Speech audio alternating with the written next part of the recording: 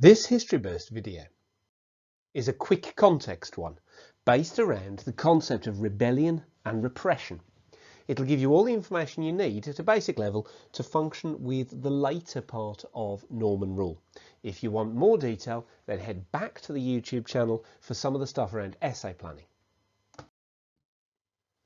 William won the Battle of Hastings in 1066, but he didn't become King of England immediately. Edgar Atheling was nominated to be king in London with the backing of Edwin and Morcar, two powerful northern earls, but he wasn't crowned. William waited for a fortnight to see if the English would surrender to his rule, but then he moved on through the country with his army. He fortified the castle at Dover, then he moved through the country fortifying castles.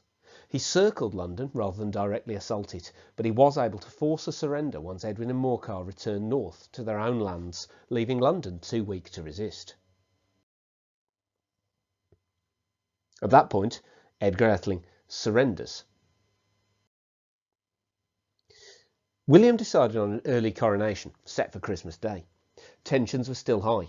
The ceremony involved asking the people if they would accept William as king, and when they shouted yes, the guards outside panicked and, assuming the king was under attack, set fire to nearby houses in revenge. That demonstrated the massive tensions still in the country at the time. William needed to bring the country under his rule quickly, and he needed loyalty and control in equal measure. He took tribute and taxes from the country, but he allowed Anglo-Saxon earls to purchase back their land in exchange for an oath of loyalty.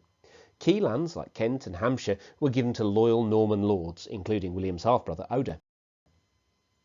William returned home briefly to Normandy in about the second half of 1069, taking Edwin and Morcar with him as well as Edgar Atheling as guests, which of course meant hostages. William established a feudal system which required the earls to provide him with military support when he needed it.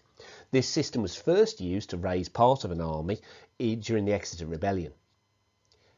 He also attempted to work with the Anglo-Saxon earls and bishops, but began eventually over time to realise that he would have to replace a number of them to ensure loyalty in his system.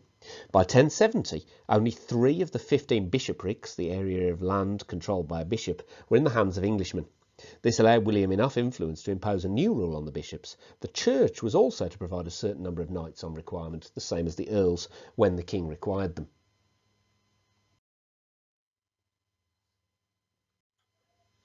William needed to protect Normans within the country, and given that they'd just invaded, they were at times quite unpopular.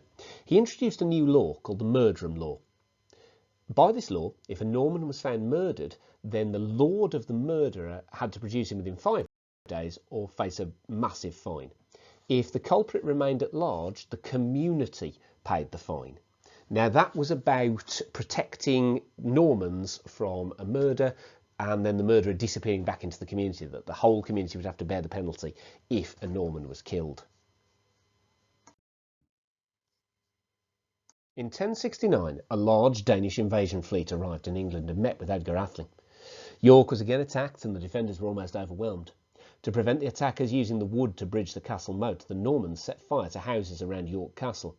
The fire spiralled out of control, burned for 2 days, and when the Anglo-Danish army arrived, 3,000 Normans were killed.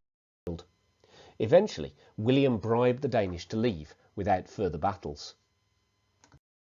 William took brutal revenge on the English. He wanted to ensure that the north of England would never again be able to raise an army big enough to cause a rebellion. Orderic, a well-informed 12th century historian, describes, "In William's anger he commanded that all the crops and herds, chattels and food of every kind should be brought together and burned to ashes with consuming fire, so that the whole region north of the Humber might be stripped of all means of sustenance, any means of being able to support people or an army. William even ordered the land ploughed with salt, which would kill off the soil.